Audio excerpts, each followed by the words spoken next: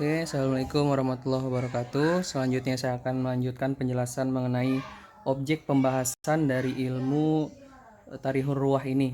Nah, objek pembahasan ilmu Rijalul Hadis itu kan kita akan membahas tentang berbagai hal atau berbagai eh, ihwal yang ada pada diri seorang perawi hadis itu, dari mulai kepribadiannya dan segala macam. Nah, sebagai turunan dari ilmu Rijalul Hadis, ilmu Tarihur Ruwah ini akan berfokus kepada hal-hal yang berkaitan dengan eh, tempatnya, nama perawinya, dan juga kapan masa hidupnya. Jadi lebih ke personalnya, dalam hal bukan ke kepribadiannya, tetapi tentang tarikhnya atau sejarah dari para perawinya tersebut ini. Nah, objek pembahasan yang pertama yang akan kita bahas di sini adalah tentang nama lengkap dan nama panggilan dari para perawi hadis tersebut.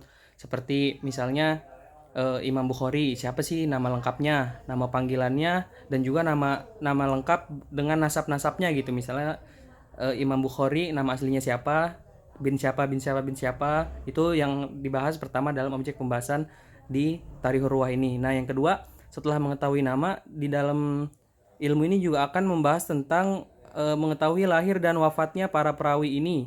Sangat penting untuk menolak pengakuan seorang perawi yang mengaku pernah bertemu dengan seorang guru atau syekh yang pernah memberikan hadis padanya. Nah, tentunya mempelajari kapan sih seorang perawi hadis ini lahir dan hidup pada masa mana akan sangat penting dalam menentukan apakah seseorang yang mengaku pernah menerima hadis dari syekh yang dimaksud benar atau tidak gitu. Misalnya si A mengaku menerima hadis dari Imam Bukhari. Nah, nanti akan dilihat nih si A ini hidupnya pada zaman tahun berapa sampai berapa, sedangkan Imam Bukhari hidup pada zaman berapa, dari tahun berapa sampai tahun berapa gitu. Ini tentunya timeline ini akan sangat penting dan juga sangat berguna dalam menentukan atau menolak pengakuan seseorang yang pernah mengaku bertemu dengan guru atau syekh yang dimaksud dalam hadis yang dia sampaikan tersebut. Nah, selanjutnya kita juga mempelajari tentang guru-guru dari para perawinya itu sendiri. Jadi seorang perawi mendapatkan ilmu hadisnya itu dari siapa, dari guru yang mana, dari guru yang di mana gitu kan. Harus jelas sanad ilmunya itu harus jelas dari guru yang mana, dari perawi yang mana. Jadi di sini juga dibahas dalam ilmu Tarikh Ar-Ruwah. Nah, selanjutnya kita juga akan membahas tentang para perawi mulai mendengarkan hadis. Hal ini dapat memberi informasi apakah menerima hadis ketika masih anak-anak atau sudah balik. Nah, jadi para perawi hadis ini menerima hadis itu waktu dia masih anak-anak apa sudah dewasa. Ini juga dibahas dalam ilmu Tarikh Ar-Ruwah itu sendiri sebagai lanjutan dari timeline yang tadi kita sudah bahas. Nah, selanjutnya tempat tinggal dari para perawi itu sendiri, dia tinggal di mana.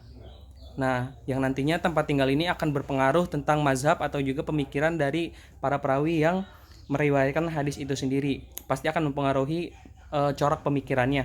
Nah, selanjutnya masa dan tempat perantauan para perawi dalam mencari hadis. Kan seperti yang kita tahu, para perawi hadis itu biasanya akan berkelana atau berpergian gitu kan untuk mencari hadis, seperti Imam Bukhari yang sudah berkeliling hampir ke seluruh dunia untuk mencari atau mengumpulkan hadis-hadis yang jumlahnya sangat banyak.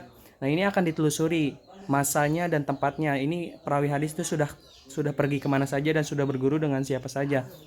Nah, yang terakhir adalah orang-orang yang meriwayatkan hadis dari para perawinya.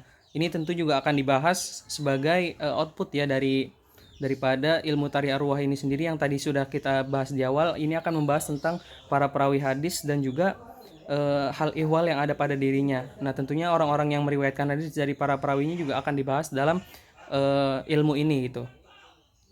Nah, baik, selanjutnya ada tentang cabang-cabang dari ilmu Tarikh Ar-Ruwah ini. Nah, sebenarnya Tarikh Ar-Ruwah ini adalah turunan ya dari ilmu Rijalul Hadis yang sebagaimana kita sama-sama ketahui bahwa ilmu Rijalul Hadis itu adalah ilmu yang membahas secara umum tentang hal ihwal kehidupan para perawi baik dari golongan sahabat, tabi'in maupun angkatan sesudahnya.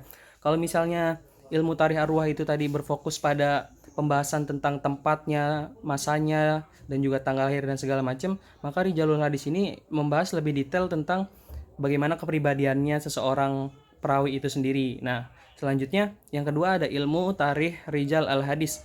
ilmu yang membahas tentang keadaan perawi hadis dari segi data kelahirannya, silsilah keturunannya, gurunya dan muridnya, bahkan sampai pada jumlah hadis yang diriwayatkan dan murid-murid yang pernah berguru padanya. Nah, ini membahas tentang keadaan para perawi tersebut ya, dari segi data kelahirannya, silsilahnya, silsilah keturunan perawi tersebut, gurunya siapa, muridnya siapa, bahkan sampai pada jumlah berapa hadis yang diriwayatkan oleh perawi tersebut. Nah, selanjutnya yang terakhir ada ilmu jar wa ta'dil. Nah, ilmu ini adalah ilmu yang membahas tentang para perawi hadis dari segi yang dapat menunjukkan keadaan mereka, baik mencacatkan atau membersihkan mereka dengan ungkapan atau lafal tertentu. Kalau misalnya tadi ilmu rijalul hadis ini sudah membahas tentang bagaimana kepribadian seseorang perawi itu sendiri, dan juga ilmu tarikhnya ini membahas tentang silsilahnya, keturunannya, tanggal lahir segala macam, maka ilmu jar wa ta'dil ini adalah ilmu yang akhirnya bisa disebut menjustifikasi hadis yang diriwayatkan oleh seorang perawi. Apakah si perawi ini nanti bisa dibilang mempunyai kecacatan dalam dirinya, entah itu dia pernah berbohong atau pernah melakukan suatu maksiat yang sudah nantinya dibahas di dalam ilmu rijalul hadis ini, maka nanti hadisnya bisa saja tertolak atau menjadi cacat yang nanti akan dibahas dalam ilmu jar wa ta'dil ini sendiri gitu. Nah, jadi seperti itu penjelasan dari saya mengenai objek dan juga cabang-cabang ilmu tarikh al-ruwah. Terima kasih. Assalamualaikum warahmatullahi wabarakatuh.